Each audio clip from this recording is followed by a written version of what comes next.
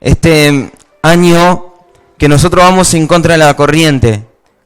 El año arranca en enero y termina en diciembre, y nosotros lo arrancamos en abril y lo terminamos en marzo. Así que vamos contra la corriente. Estamos viendo un reino inconmovible. Y este mes de mayo vamos a estar tratando, como bien dijo Juan, las parábolas del reino. Y el pastor nos asignó por semana distintas parábolas para trabajar. Ahora, ¿qué pasa? A veces los mensajes por ahí van a sonar como repetitivos, pero es lo mismo. Échele la culpa al pastor. No se la agarre con nosotros.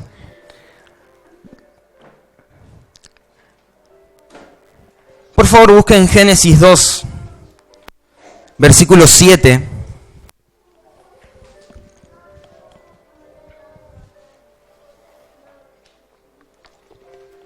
Hoy va a ser más corto. Me han retado. Las últimas 2 predicaciones mías duraron casi 1 hora. Y yo no me daba cuenta.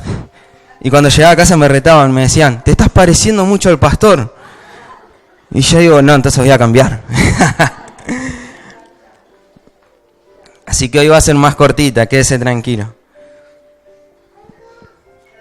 Encima era eso, no me daba cuenta y de verdad estábamos casi llegando 1 hora y yo seguía. Génesis 2, versículo 7 dice, entonces Jehová, Dios formó al hombre del polvo de la tierra y sopló en su nariz aliento de vida y fue el hombre un ser viviente. Dice Génesis 2, 7 que Dios formó al hombre del polvo de la tierra. Como bien dijo el pastor el otro día, no venimos del mono. Los monos hacen monadas y nosotros no hacemos monadas, aunque a algunos pareciera que sí, que viven colgados de las ramas. Pero dice que Dios formó al hombre del polvo de la tierra. Y yo, cuando tenía este versículo, digo, ahora ¿cómo lo engancho? ¿Cómo va esto con la parábola del sembrador? ¿Qué tiene que ver? Claro, hay algo que está muy claro acá, es que Dios formó al hombre del polvo de la tierra. Dios le dio una forma al hombre, agarró polvo, lo juntó, le dio una bella forma y hoy estamos nosotros acá. Y dice que sopló aliento de vida. Entonces, en ese aliento, ese neuma, que es en hebreo, es donde el hombre cobró vida. Y el hombre fue diseñado para un propósito en el cual Dios asignó al hombre. Pero vino el pecado y quitó al hombre de ese propósito por el cual había sido creado. El hombre fue creado para un diseño en el cual tenía que responder, al cual teníamos que dar a la medida. Pero bueno, el pecado nos hizo quitarnos de ahí. Entonces, quería que veamos esto para que podamos ver la parábola del sembrador. El hombre fue creado del polvo de la tierra con una función, algo que tenía que cumplir, pero lamentablemente cuando entró el pecado en el hombre, pierde ese diseño. Y ahora lo vamos a entender. Por favor, busquen Marcos, capítulo 4, versículo 1. Ahora vamos a entender esto, de por qué el hombre es creado de la tierra y por qué Jesús usa de ejemplo la tierra. Marcos, capítulo 4, versículo 1. Cuando lo tenga, diga sí, igualmente, bueno, está en el proyector. Dice, otra vez comenzó Jesús a enseñar junto al mar, y se reunió alrededor de él mucha gente, tanto que entrando en una barca, se sentó en ella en el mar. Y toda la gente que estaba en tierra junto al mar, junto al mar, fíjense lo que pasaba en esta situación. Jesús enseñando, pero había tanta gente que él tuvo que subirse a una barca, alejarse un poco para que lo puedan oír los que estaban de atrás. Jesús sabía manejar perfectamente los sonidos. El versículo 2 dice, y les enseñaba por parábolas muchas cosas, y les decía en su doctrina, Versículo 3. Oíd, he aquí el sembrador salió a sembrar. ¿A qué salió el sembrador? A sembrar. Y al sembrar, aconteció que una parte cayó junto al camino, y vinieron las aves del cielo y la comieron. Otra parte cayó en pedregales, donde no tenía mucha tierra, y brotó pronto, porque no tenía profundidad de tierra. Pero salido el sol se quemó, porque no tenía raíz, se secó. Otra parte cayó entre espinos, y los espinos crecieron y la ahogaron, y no dio fruto. Pero otra parte cayó en buena tierra, y dio fruto, pues brotó y creció y produjo a 30, a 60 y a 100 por uno. Entonces les dijo, el que tiene oídos para oír, oiga. Versículo 3 dice, y el sembrador salió a sembrar. ¿Cuántos entienden algo de siembra? ¿Cuántos alguna vez escucharon algo en el colegio? ¿Nadie? ¿Nadie vio nada de siembra? Bueno, hay algo sencillo. Para que haya una siembra, tiene que haber una semilla y tiene que haber una tierra que reciba esa semilla. No es mucha ciencia, es algo fácil. Ahora, pero dice que el sembrador salió a sembrar. Entonces, ¿dónde va la semilla? En la tierra. ¿Y de dónde fue creado el hombre? De la tierra. Por lo tanto, hay una semilla que tuvo que ser impartida en el hombre. Y esa semilla no fue otra cosa que Cristo. Cristo fue impartida en el hombre para que el hombre dé a conocer ese fruto. Así que dígale al que tenía a su lado ahí, nosotros somos tierra. Somos tierra, por lo tanto tenemos que dar un fruto. Pero también somos el sembrador que sale a sembrar, porque tenemos que sembrar en otros este fruto. Lo que tiene de bueno las cosechas es que las mismas plantas se reproducen. Empiezan a dar su polen, las flores dan su polen, pero se van reproduciendo. Y eso es lo que tiene que pasar en nosotros, que no nos reproduzcamos en otros. Por eso es que quise este contexto primero, de que el hombre es creado de la tierra. Por lo tanto, somos una tierra donde la semilla es plantada y tenemos que dar un fruto. Pero ahora tenemos que hacernos una evaluación y decir qué tipo de tierra somos. Volvamos a leer, así nos queda claro esto. El versículo, a partir del versículo 4, dice, y al sembrar, aconteció que una parte cayó junto al camino, y vinieron las aves del cielo y la comieron. Otra parte cayó en pedregales, donde no tenía mucha tierra, y brotó pronto, porque no tenía profundidad de tierra. Pero salido el sol se quemó, porque no tenía raíz, se secó. Otra parte cayó en espinos, y los espinos crecieron y la ahogaron, y no dio fruto. Pero otra parte cayó en buena tierra, y dio fruto, pues brotó y creció, y produjo a 30, a 60 y a 100 por uno. Ahora, acá hay 4 lugares que podemos ver donde cayó la semilla. Esos 4 lugares los podemos comparar con 4 tipos de corazones. Pero no quiero entrar en ese tema porque la pastora me prohibió que toque ese tema. Así que se lo dejo encargado a ella. Así que para que no me rete, no quiero tocar en eso. Pero quiero que veamos esto como muchas veces, muchas cosas que nosotros vivimos, circunstancias en las que pasamos y que nos hacen perder lo que Dios depositó en nosotros. ¿Cuántas veces Dios nos habló y no prestamos atención? Porque la realidad humana, nuestra realidad, puede mucho más en nosotros. Entonces, lo que Dios nos abrió en estos ambientes preciosos que vivimos muchas veces, no puede dar fruto. Y eso es algo que alguna vez nos tenemos que preguntar. ¿Por qué no damos fruto? ¿Por qué no se puede ver en nosotros lo que fue depositado? Todos aquí somos receptores de una buena semilla. Todos.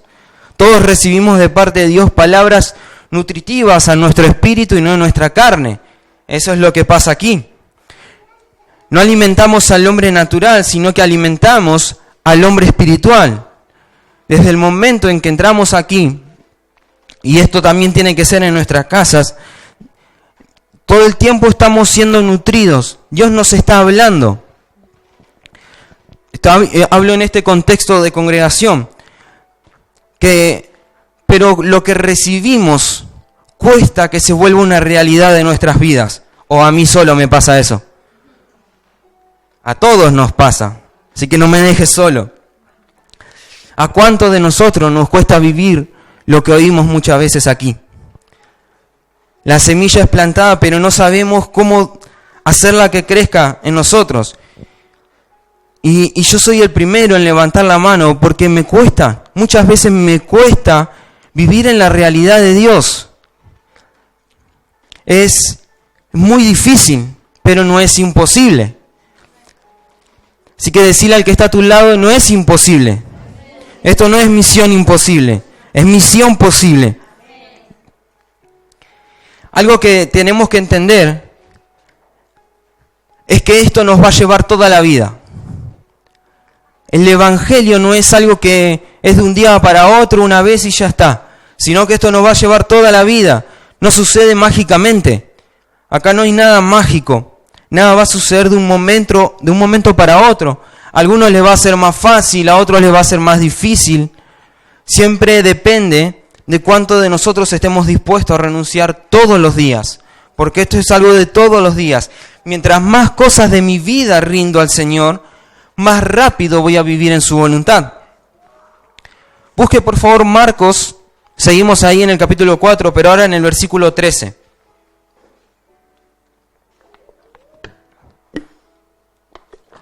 Jesús, acá se toma el momento para explicarle a los discípulos la parábola. Y les dijo, ¿no sabéis esta parábola? ¿Cómo pues entenderéis todas las parábolas? Hasta los discípulos que estaban con Jesús les costaba entender lo que él estaba diciendo. Por eso es que le estaban preguntando qué significa, qué estabas queriendo decir con esto. Así que si a los discípulos que tenían a Jesús como el maestro, al mejor de todo les costaba, ¿cuántas veces también nos cuesta a nosotros? Pero ¿qué pasa? Los discípulos tenían a Jesús externo, a un Jesús que estaba con ellos, les explicaba, y ellos entendían lo que Jesús les explicaba, pero cuando se lo explicaba a Jesús y él se los daba así con dibujitos, y le decía esto es así, esto es así. Ahora nosotros no tenemos un Jesús externo. Nosotros tenemos a Cristo en nosotros. Por lo tanto, el aprendizaje viene desde adentro hacia afuera. Van a ser soltadas palabras aquí que lo que tienen que producir en nosotros es que digamos, esto es lo que el Señor me habló. Esto es lo que el Señor me mostró. Tiene que ser una confirmación lo que soltamos de acá.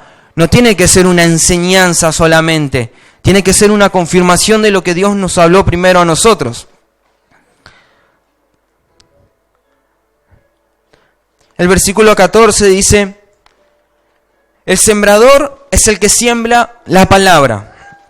Entonces, como dije al principio, somos nosotros los que sembramos en la vida de los demás, la vida de las otras personas, en tu familia, en tu casa, en tus amigos, en tus vecinos.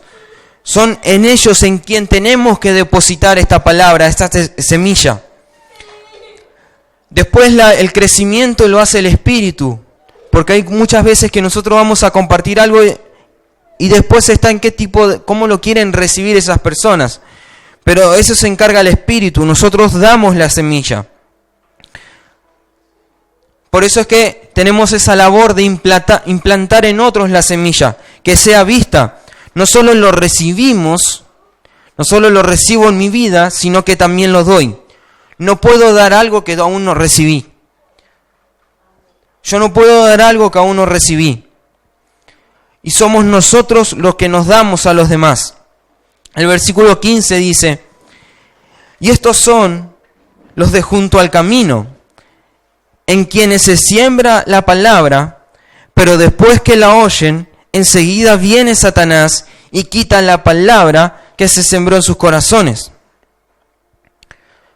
¿Cuántas veces hemos recibido algo de parte de Dios y enseguida viene algo que nos los quita y hace que se pierda?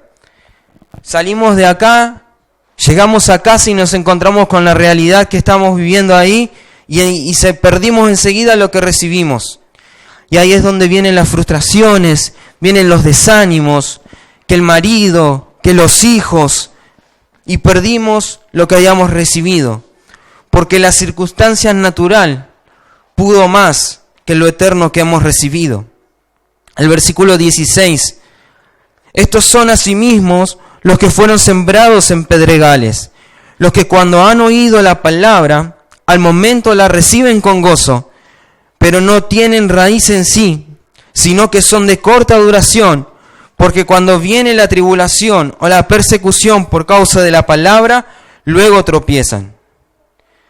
Estos son los hermanos conocidos como electrocardiograma. ¿Alguien se hizo alguna vez un electro? ¿Alguien lo hicieron alguna vez?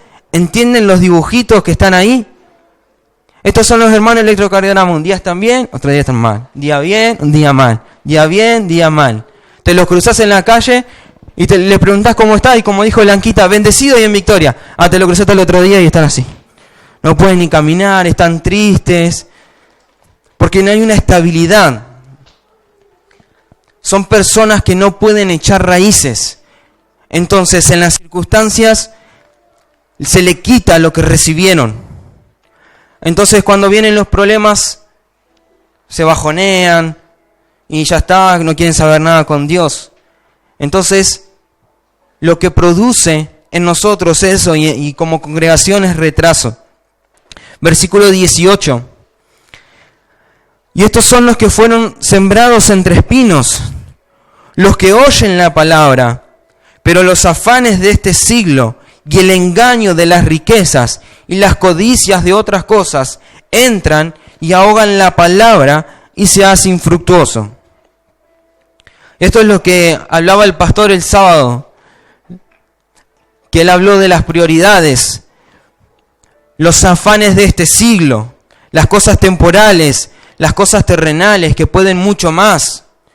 ¿Cuántas personas conocemos que lo único que quieren tener es riquezas y que no piensan en otra cosa?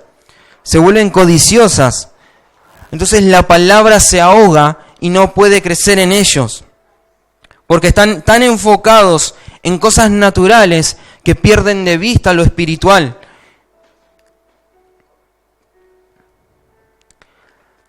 El otro día estaba escuchando a un pastor muy conocido y él tenía, el título de su predicación era Los frijoles mágicos. ¿Cuántos conocen los frijoles mágicos? ¿Cuántos conocen esa historia? Que tenían unos frijoles mágicos y que creció toda una enredadera, que llegaron hasta las nubes y que estaban buscando un tesoro. Y muchos, lamentablemente, han jugado con la gente y le han dicho que el evangelio es como estos frijoles mágicos, que todo sucede mágicamente. Pactá con Dios para que al otro día te vaya todo bien. Trae esto, da aquello. Y le decían una cosa y la gente estaba ahí como, sí, todos los lugares, esos lugares llenos, porque les decían que al otro día iba a estar todo bien. Pero cuando no eran las cosas así, la gente terminaba herida. Entonces cuando le querés ministrar algo de parte de Dios, salen corriendo porque no quieren saber nada, porque salieron lastimados. Pero en Cristo sabemos que ya tenemos todas las cosas que necesitamos. ¿Me pones la imagen que te pedí? Lamentablemente los que están, no sé si se llega a ver bien, los que están en Facebook, los que van a ver después de esta grabación no se va a notar la imagen. Pero ustedes pueden ver acá, esta imagen se vio mucho en Facebook. Hay dos tipos de zanahoria. Una chiquita que tiene una planta arriba y la otra que tiene una planta chiquita, pero una zanahoria muy grande abajo. Ustedes vean esto y piénsenlo como el evangelio. Lamentablemente hay dos tipos de evangelio que se están enseñando. Uno que te habla de frutos instantáneos. Dios te va a bendecir, Dios te va a dar todas las cosas ahora. Y parece que todo es bueno, pero su raíz es muy mala. su raíz es muy mala. Entonces cuando saques eso y que te quieras alimentar, tenés un alimento que no va a alimentar a nadie. Pero después tenés un evangelio que es progresivo, que es cortito, que nos cuesta todos los días, que parece que no da frutos. Y se ve una plantita chiquita que no crece, pero su raíz es tan amplia que puede alimentar a muchas personas. Ese es el evangelio que nosotros queremos enseñar desde aquí.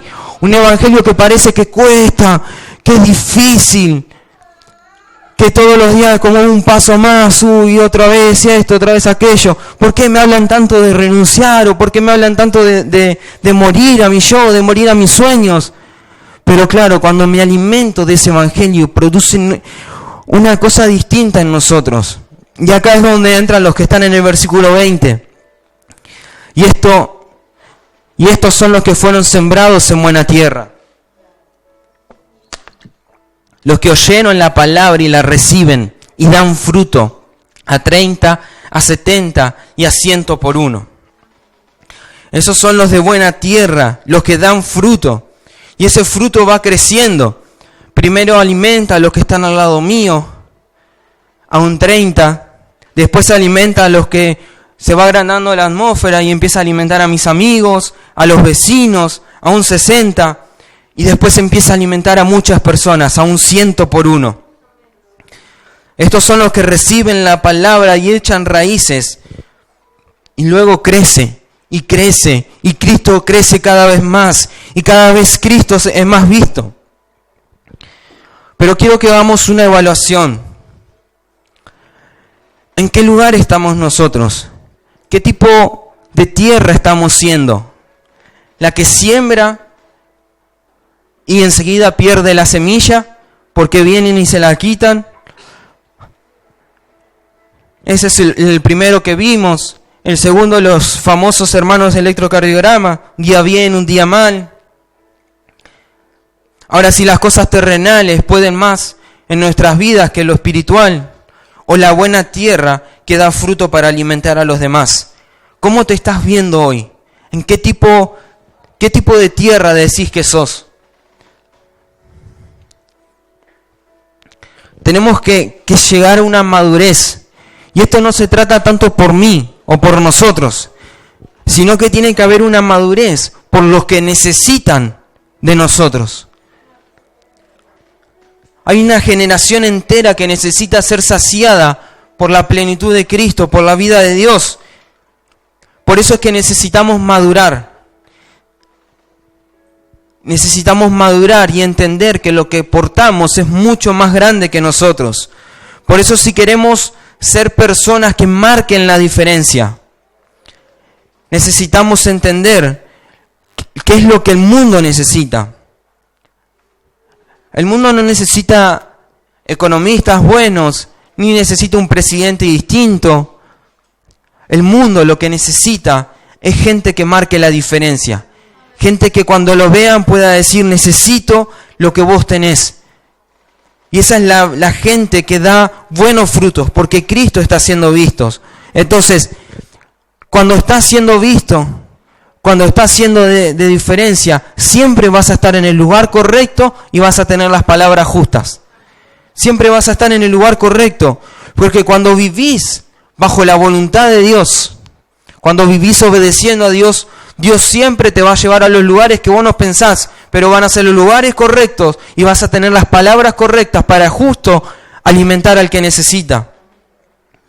Por eso es que el mundo necesita personas maduras. Fíjense lo que escribe el apóstol en Efesios 4, versículo 11. Efesios 4, versículo 11.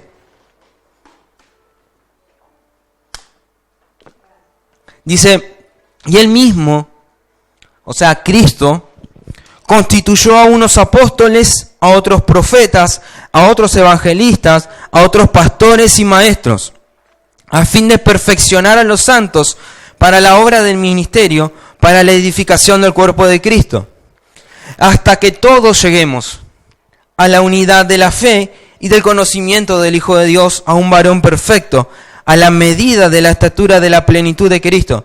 Fíjense que los apóstoles, los pastores, los maestros, los evangelistas, están hasta que todos lleguemos a la unidad de la fe.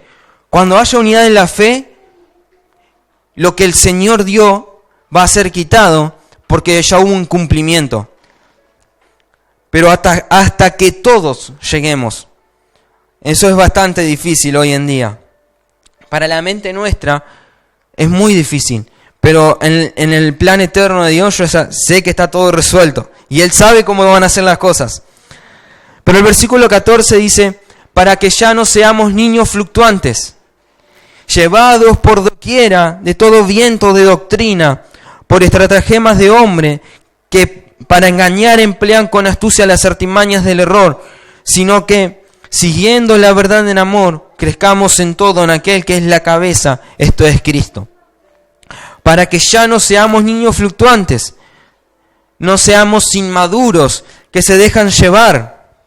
Fíjense que Dios primero dio una orden, y Él mismo constituyó, o sea, una orden. Para que el hombre sepa cómo conducirse en la vida, Él dio una orden, dio unos pasos a seguir, a fin de perfeccionar a los santos. Para que los santos sepan cómo aplicar en perfección lo que Dios ha preparado. Hasta que todos lleguemos, no uno solo, no yo solo o ustedes solos, sino hasta que todos lleguemos a la unidad de la fe. Para que ya no seamos niños fluctuantes, que se dejan llevar por lo que dicen los demás. Ustedes vieron la hoja en el viento, cómo va, para donde el viento la lleva. Si el viento va para allá, la hoja va para allá. Ahora si el viento va para allá, la hoja va para allá, para el lado donde se mueve el viento. Y muchas veces así somos nosotros, que nos dejamos llevar por lo que nos dicen los demás. Porque no, mi amigo los hacen, entonces yo lo quiero hacer. Claro, no, lo están haciendo ahora, sí, es una moda, entonces lo quiero hacer. ¿Pero por qué? Y porque lo hacen los demás. Eso es lo que tenemos que entender y cómo madurar. Cómo enseñarle a los chicos que no se dejen llevar por las cosas que hacen los demás. Porque fíjense lo que dice esto, para que ya no sean niños fluctuantes. Los niños son los que se dejan llevar por lo que dicen los demás. Y no estoy hablando en edad de niños, sino niños espirituales que se dejan llevar por lo que dicen los demás. Entonces, van de aquí para allá y no están firmes, no son una tierra buena que dé fruto. Ahora, ¿cómo sabemos que alguien es maduro? ¿Alguien tiene esa respuesta? ¿Cómo sabemos que alguien es maduro? ¿No? Yo tampoco, estamos en un problema. Alguien maduro es alguien que vive crucificado. Ese es alguien maduro. Es alguien que ya no vive para sí mismo, sino que tiene su vida crucificada y ya no encuentra otro sentido a la vida que vivir solo para la voluntad de Dios, para responder a lo que Dios quiere. Alguien maduro es alguien que tiene autoridad. Jesús, cuando se plantaba a hablar, Él tenía autoridad. Jesús dijo, la hora ha llegado, y ahora es cuando van a salir. Y ahora es. Jesús tenía esa autoridad. Él venía, cuando Jesús está leyendo Isaías, delante de todos, ahí Él sacó las cartas de Isaías y empezó a leer. Y dice, y la palabra se cumplió. Jesús tenía autoridad en lo que soltaba.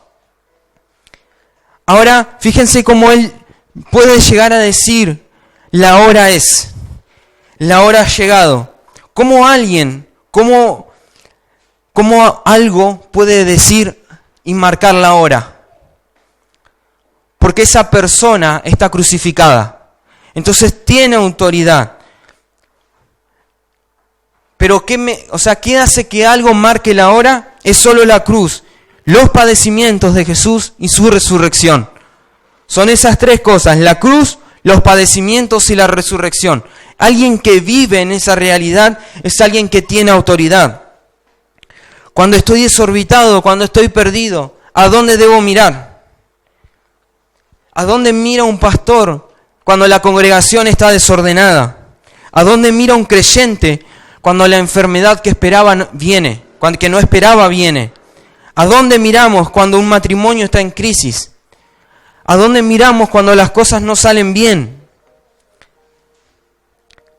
La cruz es la que marcará la hora de lo que Dios quiere y es donde Dios quiere que nos movamos. ¿A quién miramos? La cruz. No es otra cosa que el rostro del Señor con las dos versiones, con el Jesús que padeció, pero con el Jesús que resucitó. Esto explica, y fíjense por qué Pablo fue tan maltratado. Dice que él recibió contados 117 latigazos, azotes que le dieron, 117 azotes. Los escritores que conocieron a Pablo en el siglo II, dice que ellos escribieron que Pablo no era de baja estatura. Así que los que son petizos piensen que Pablo era bajo también. Él no presentaba, dice, ninguna impresión física. Su nariz dice que estaba torcida, era casi visco. Él casi pierde un ojo, lo dieron por muerto. Dice que al final de sus días lo tenían que llevar agarrado de la mano porque él no veía. Sin embargo, Pablo fue un hombre que marcó la diferencia hasta hoy. No porque fuera lindo, ni porque tenga poder o porque tenía un cargo. Sencillamente él vio al Señor en todas sus versiones. Y lo que necesitamos es poder ver nosotros la versión del Señor crucificada. En nuestra casa, en nuestro hogar, nuestros hijos. Todo lo que toquemos no puede seguir igual cuando vemos a Cristo resucitado. Cuando lo presentamos como crucificado y resucitado. Por eso, ustedes piensen esto. Pablo era una persona que perseguía a los cristianos. Pablo no estaba esperando que venga alguien y le hable del Evangelio. Él lo estaba matando. Nadie se quería acercar a Pablo a hablarle. Él los perseguía. Pero sin embargo, cuando aparece Jesús, entra en acción y le da una palabra, automáticamente su vida es transformada. Pablo pasó de ser alguien que perseguía a alguien que predicaba el Evangelio. Así que fíjense que el trasfondo de dónde venía Pablo no importa a la hora de que recibamos la palabra del Señor.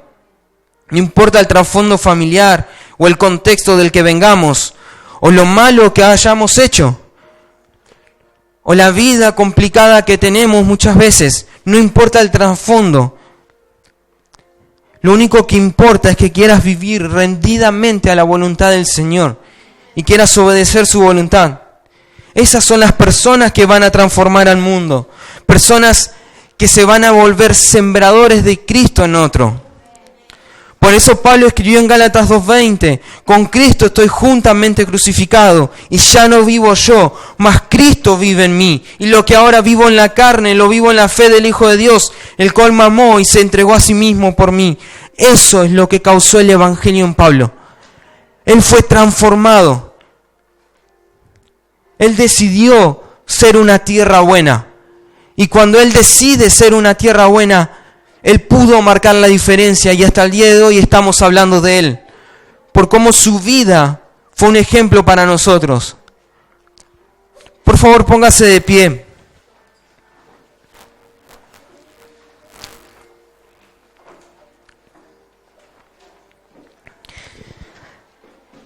¿Qué tipo de tierra queremos ser?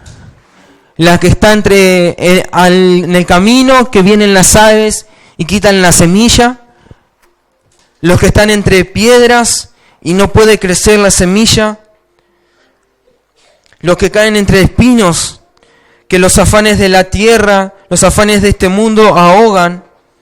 O queremos ser la buena tierra que dio fruto, que brotó y que pudo alimentar.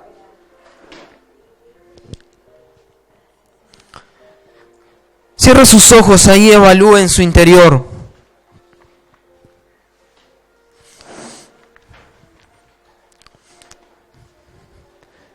¿Qué tipo de tierra queremos ser en este tiempo? ¿Qué queremos darle de comer a los que están alrededor nuestro? Que sigan viendo cómo el Evangelio no produce nada. que puedan decir verdaderamente quiero lo que vos tenés. Como dije, no es fácil. No es fácil. Todos los que nos paramos aquí, incluyendo el pastor, no es fácil vivir este evangelio. Todo lo que es fácil, no le damos valor.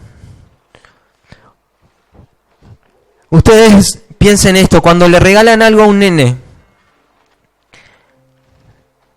y va y juega y a los 5 minutos lo rompió, y vos decís, pero me salió caro. Pero claro, él no sabía el valor que tenía. No es lo mismo que te regalen algo a que vos tengas que trabajar para tenerlo. Es muy fácil que vengan y te regalen un celular. Claro, no lo cuidás, total me lo regalaron. Me pueden regalar otro. Pero cuando te cuesta, cuando algo te cuesta, le apreciás más el valor a lo que tenés. Por eso es que este evangelio es tan complicado. Para nuestra mente, para nuestras vidas es tan complicado. Porque tiene un peso eterno. No es algo pasajero.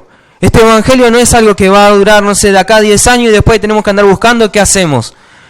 Sino que es algo eterno. Por eso las palabras que fueron soltadas desde hace un montón de años, ¿por qué piensan ustedes que lo que Jesús habló hace más de 2000 años aún sigue resonando y va a seguir resonando muchos más años? Porque son de peso eterno y todo lo eterno tiene un valor muy importante. Ahora está en nosotros qué valor le damos a eso. ¿Qué valor le damos a lo que le costó la sangre del Hijo?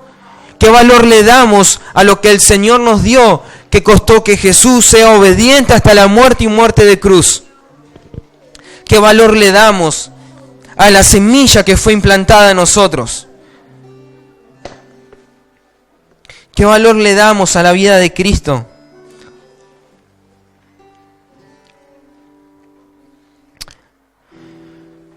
Señor, en esta hora,